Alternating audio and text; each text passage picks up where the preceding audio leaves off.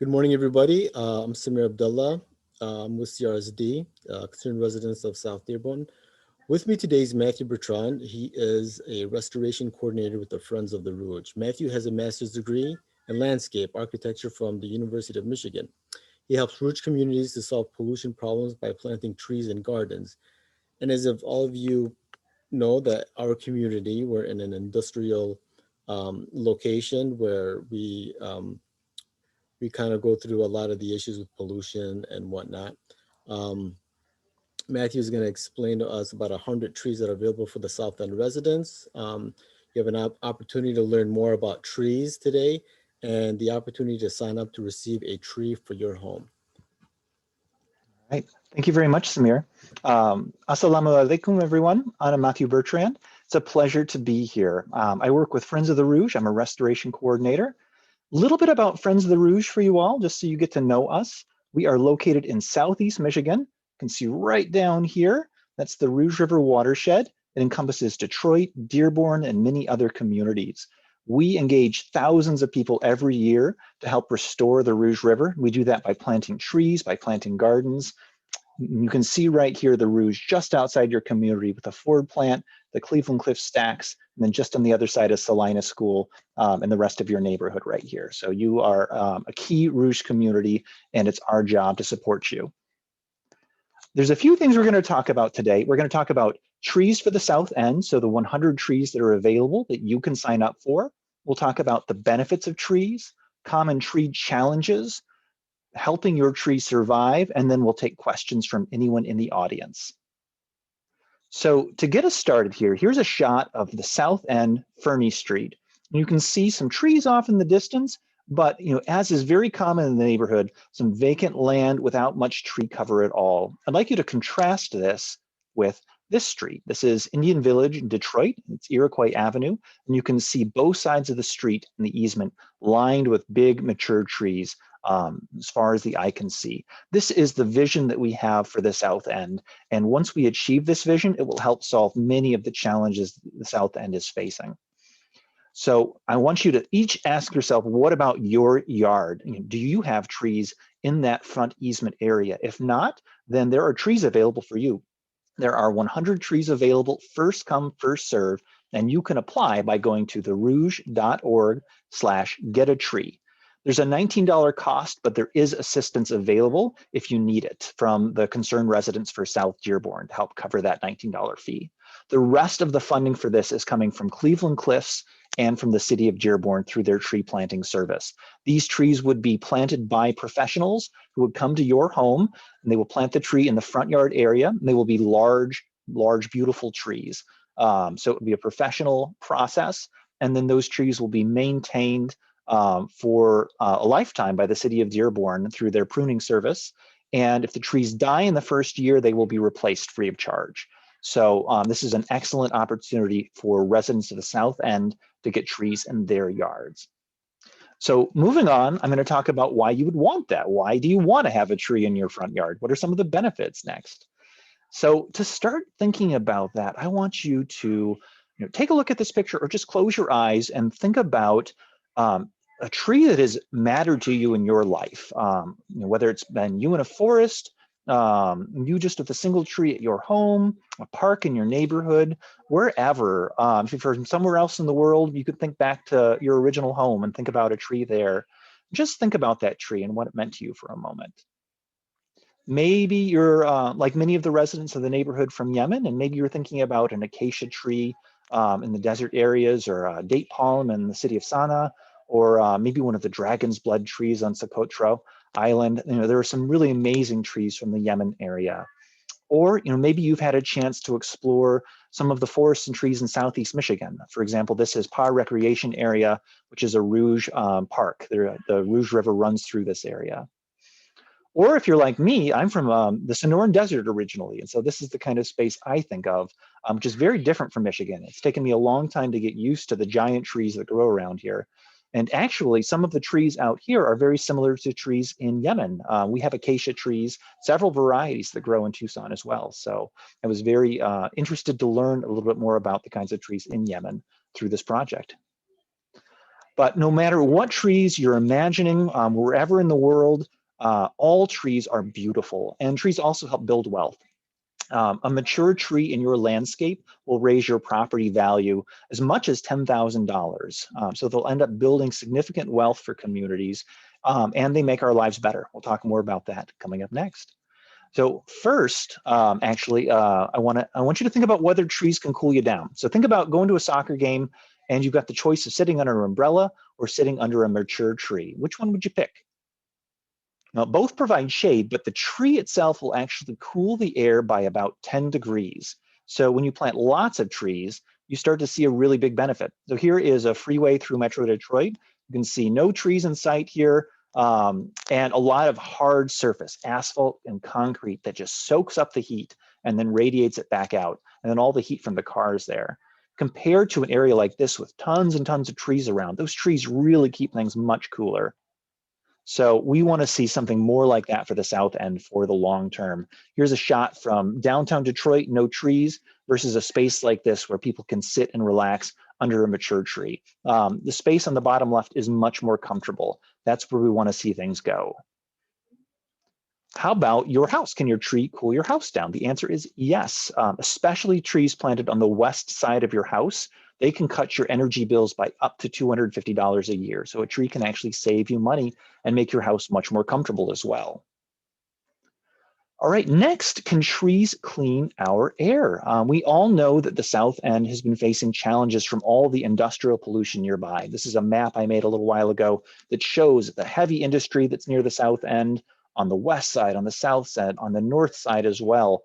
There's a fair amount of pollution coming from those areas. Here's a shot from Salina School with the stacks from Cleveland Cliffs in the background there. We want to see more trees because those trees help clean the air. Trees breathe in the pollution and then they breathe out clean oxygen. It's really amazing that trees are able to do this for us. When we see lots and lots of trees in a community, we see better air quality. And so this is going to come from not just one tree, but planting lots of trees throughout the South End. All right, next benefit for you, can trees make you healthier? The answer to that is yes, in several ways. So one is by reducing asthma. All that air pollution causes asthma, contributes to asthma. Communities that have more trees see lower rates of asthma. And so that's one of the benefits from trees. Another way is that they tend to reduce skin cancer rates as well. The shade from those trees throughout your community will help improve health in that way. And lastly, having trees promotes an active lifestyle. People are more likely to get outside because it's more comfortable. And so they tend to be healthier with lower rates of obesity. People are also mentally healthier when they're able to look at trees. Views of trees help people lower their stress, and it makes people relax more and be calm. So trees help in many ways. All right. So those are some of the benefits of trees, a quick summary. Next, I want to get into some of the common tree challenges that people experience. Trees are not perfect. There are maintenance issues that come with trees, especially that people have concerns about. And so we want to talk through those so that way you can confidently move forward getting a tree for your home. 3 concerns that we've heard from residents in South Dearborn are about roots and sewer lines, about the maintenance that comes with trees, and then insects as well. Are these trees inviting insects into our homes? So I'm going to step through each of these one by one to help you think through how we can address and avoid some of these issues so you can be comfortable getting a tree for your home to get all those benefits I mentioned. So with roots and sewers, the first thing to be aware of is that there are plants that we've learned over the last 100 years not to plant anymore in residential areas. So I've listed many of them here. Silver maple especially is a major one, cottonwood, aspens, willows. These are trees that are not very good to plant in residential areas because they have roots that attack sewer lines. So those are not the trees that will be planted as a part of this project. We'll be picking trees that are much less likely to cause problems with root systems and sewer lines. But the reality, though, is that many people have these trees. I actually have 2 silver maples at my house. And so one solution to this is bringing in a plumber to cut out the roots on an annual basis. That costs money. And so that's not just something that everyone necessarily can do every year, but it helps with the energy saving I mentioned earlier that can help to offset the cost. So this is a worst case scenario, is bringing that plumber in maybe every couple of years, but that money can be saved by the energy savings in your home. Next, maintenance. I'm sure that you are like me and you don't necessarily want to climb in that tree, wearing that rope and cut that limb down like that. And this guy should be wearing more safety equipment than he is. The good news is you don't have to do that. The city of Dearborn will be in charge of trimming these trees for a lifetime. The trees will be planted on the easement in front of your home. That is my daughter downstairs you're all hearing. The trees will be planted on the easement, and it will be the city's job to take care of these trees for their lifetime. So this is not something that you will have to deal with at all. It's the good news. But there are other kinds of maintenance. Yes, there are leaves that will come down and something needs to be done with those leaves, right? So you maybe would be this person out there raking those leaves up, getting some exercise, getting outside in the beautiful fall weather. But maybe you don't want to do that. The good news is there are other ways to do it. You don't necessarily have to be out there with a rake if you don't want to be. Instead, you could get a mulching lawnmower and just go out there and just mow those leaves back into the grass. And that actually serves as a free fertilizer. There's no need to go out and buy fertilizer if you're doing that, because those leaves will break down and provide fertilizer. So this is, some people call this smart gardening, others call it lazy gardening, but it's a nice, easy way to take care of those leaves and get free fertilizer for your lawn while you're at it. But you might be sad if you do that, because certainly if you're like me, my daughters get very mad when I mow those leaves. They want to see big piles that they can jump in. So there are other benefits to raking those leaves as well. All right, last issue that we're going to talk about are bugs. Are we going to be inviting bugs into your home by planting trees? So the answer to that is no, or not necessarily. I want you to think about how the bugs are actually going to get into your house. So even if the trees are attracting bugs in some way, how are the trees getting into your house? And the answer to that is through leaks and cracks throughout your home. And I want you to pay special attention here. This is the basement of this house. These blue arrows are showing where air is getting in, leaks in your home, and that's where bugs get in as well. So here's a picture from a basement. You can see right here the hole there where that air conditioning supply stuff is going in and out. Bugs are getting in there. On the picture to the right, all those cobwebs are a sign of bugs. Those spiders are smart. They're going to build those webs where they can capture bugs.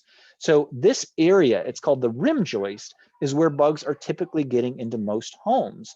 So there's a solution for that. It is sealing that rim joist. It's weatherization, and that will keep out most of the bugs. The benefit of that is it also will save you a lot of money on your winter heating bill as well. So this can be somewhat expensive to pay for. It will pay for itself over time. So this is really the best strategy, is to plant the trees, yes, and seal your house against bugs through weatherization. I recognize that this might not be affordable for everyone in the community. So this is something that I would like to work with the community on over the next 5-10 years. It'll take time before those trees would get big enough to be able to attract any bugs. And what I want to direct you to right now is that there are resources with Wayne Metro Community Action Agency that talk a lot more about how you can do weatherization. Some ways you can do it, you might be able to just do at home for very low cost. So I'd like to reference that for you. And then my hope for the long term is that we can work with your community to get low cost weatherization, because it solves a lot of problems as well. But for now, I want you to not worry about the bugs. Sealing your home is really the solution for those bugs. So with that, those are the 3 major challenges that most people have, and they're ones that we can work with. I hope that you will see that the benefits of the trees outweigh the challenges that might come with those trees. So next, I'd like to talk about, okay, you get a tree, you sign up for one of those 100 trees. How do you help your tree survive? We want to see these trees get big in 20 years to provide all the benefits that we talked about. 2 major things we're going to talk about here. The first one is mulch. And you probably will not have to do this, actually. The company that will be planting the trees should take care of at least light mulching. So what I want you to make sure you do, though, is to not mulch wrong, all right? So a lot of people like to mulch, they call them volcanoes, mulch volcanoes, big mounds right next to the tree. That will kill the tree. So you do not want to do that. If you need to mulch, and you probably won't, but if you do, keep it about 2 inches away from the trunk. And then it should be about 2 to 3 inches or so beyond that. This picture over here shows it nicely. You can see that right next to the tree, it's nice and open, and then a mulch layer beyond that. That mulch will help the tree stay alive. It will help it hold water in the soil for much, much longer. So the mulch is very important for the tree, but if we pile it wrong, it will kill the tree. So that's the first thing, is mostly just to make sure it's mulched properly. The second thing is watering it. So from May through October, about 5 gallons once a week is probably going to be good enough. Maybe in a really hot period, maybe you'd want to give it a little bit more water, but 5 gallons is probably good enough. The key, though, is you want to water it gently. You don't want to just dump all that water down there, because that'll wash the mulch away and it will erode the soil. So you want to gently, gently pour it out, or you could even drill a hole in the bottom of the bucket so that the water just leaks out from the bucket nice and gently. And then you also want to give it a nice, strong water in November, December, right before the ground freezes. That water in the soil through the wintertime helps the tree survive. So those are the key things: making sure it's mulched properly, or not piling the mulch up very close to the tree trunk, and then keeping it watered. Doing those two things should help your tree survive to its a nice, mature, big size in 20 years. All right, with that, I'm going to wrap up now. Just a reminder, here is the vision for the South End. When we see tree-lined streets like this for the South End, pollution issues will drop dramatically. Your homes will be cooler places in the summer times. In the winter times, they'll be warmer. Your energy bills will drop. Your homes will be much more comfortable to be outside. It'll be easier to meet neighbors in areas like this with trees. There are just so many benefits, and even more benefits beyond what we've talked about here today. So I hope you'll join in this vision to see tree-lined streets throughout the South End. And so with that, a reminder about the 100 trees that are available: go to therouge.org/get-a-tree. You can apply there. It's an easy application. There's a $19 cost, but assistance is available from the concerned residents of South Dearborn if you need it. And thanks once more to Cleveland Cliffs and to the city of Dearborn for making these trees available for residents. And with that, I'm going to take any questions that might be in the audience. It looks like a small group that are in the Zoom, so I might go check out the Facebook Live to see if anyone's asking questions there. Otherwise, we will just wrap this thing up here in just a moment.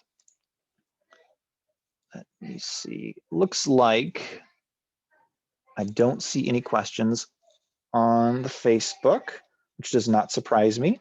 And let's see if there are any questions from the audience. I see one comment from Dave, just thanking you, Samir, for being a part of this today. And I think that's about it. So with that, then I'll just thank everyone for being a part of this. Samir, thank you very much for joining us as well. And I wish you all the best. Thank you, Matthew.